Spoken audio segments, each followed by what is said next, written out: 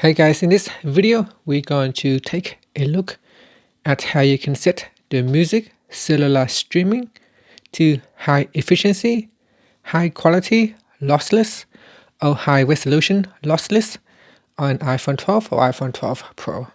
So first let's go back to your home screen by swiping up at the bottom of the screen. Then in here tap on settings, and in the settings page you want to go down and tap on music. Next, go down and tap on audio quality, and then tap on cellular streaming. And then in here you got none. You can choose high efficiency, high quality, lossless, and high resolution lossless. And they said that lossless streaming will consume significantly more data.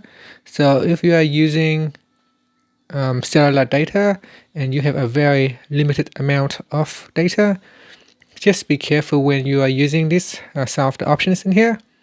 And it gives you an example in here. A 3-minute song will be approximately 1.5 megabyte with high efficiency, 6 megabyte with high quality at 256 kilobit per second.